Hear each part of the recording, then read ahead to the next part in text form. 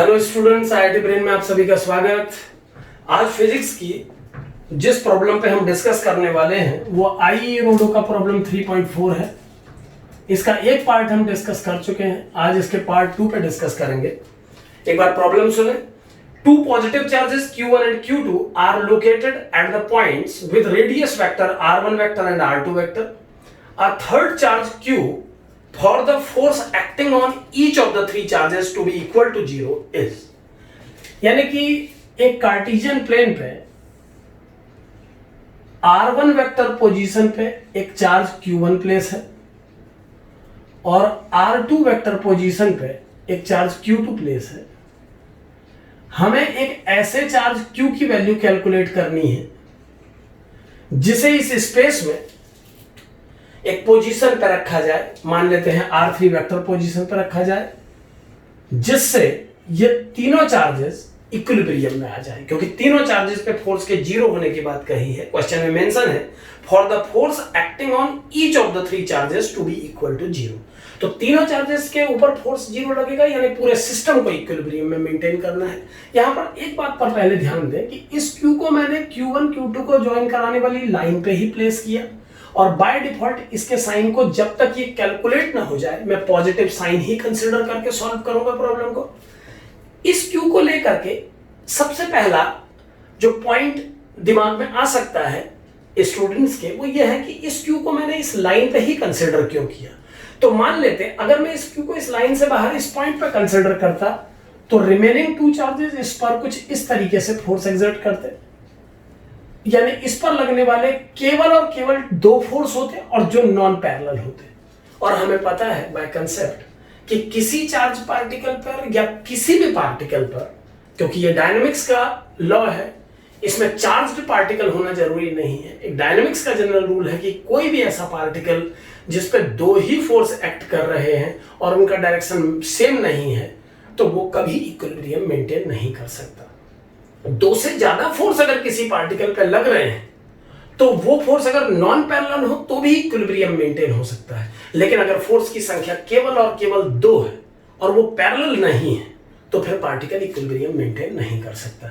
तो क्लियरली सारे फोर्सेस को लीनियर रखने के लिए इस Q की पोजीशन इस लाइन में ही कहीं पर होगी, ये हम समझ सकते हैं। अब मान लेते हैं कि Q की पोजीशन Q1 से x डिस्टेंस पे है और Q2 से y डिस्टेंस पे है।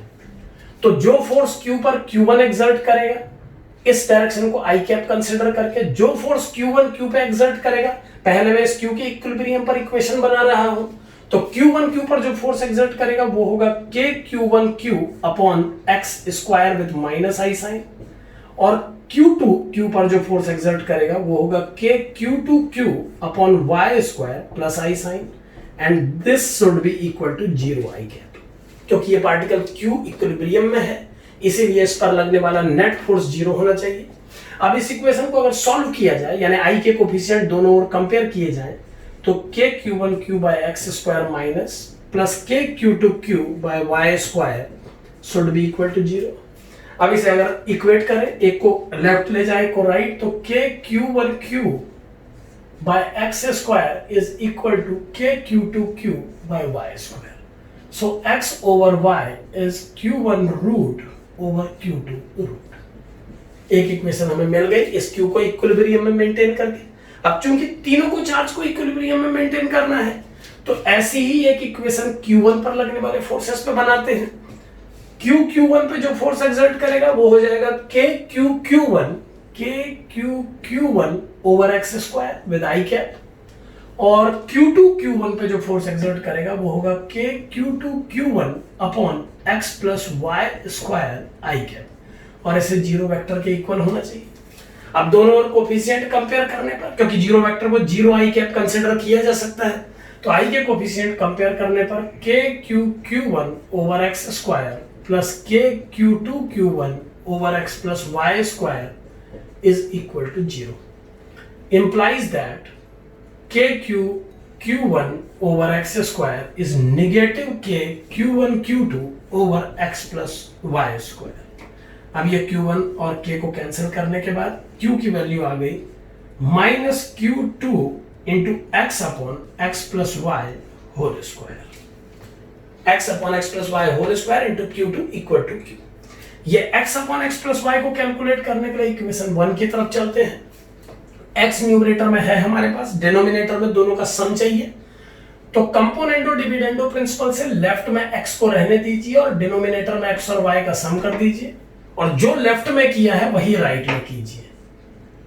तो मैथ्स के हिसाब से ये दोनों इक्वल ही होंगे इस तरीके से। तो x upon x plus y की वैल्यू आ गई इतनी, ये वैल्यू इस इक्वेशन में पुट करने पर q बराबर आ गया minus Q2 into root Q1 upon root Q1 plus root Q2 whole square. और थोड़ा और सॉल्व अगर करें तो फाइनली आ जाएगा minus Q1 Q2 upon root Q1 plus root Q2 whole square. यानी कि जो थर्ड चार्ज पार्टिकल है उसकी value minus Q1 Q2 upon root Q1 plus root Q2 whole square होनी चाहिए। तो अगर थर्ड चार्ज पार्टिकल की value minus Q1 Q2 upon root Q1 plus root Q2 whole square होगी तो ये पूरा सिस्टम इक्विलिब्रियम में मेंटेन हो जाएगा। एक बात यहां पर समझें, हमने इसको इक्विलिब्रियम में मेंटेन किया और Q1 को इक्विलिब्रियम में मेंटेन किया और अपना आंसर निकाला, लेकिन इस आंसर की सिमेट्री ये बताती है कि अगर हमने पहली इक्वेशन Q पर बनाने के बाद दूसरी Q2 पे भी बनाई होती तो आंसर यही आता। सो हम Q2 और Q1 में से किसी भी एक को इक्विलिब्रियम में मेंटेन करके इक्वेशन क्रिएट कर सकते हैं। Thank you.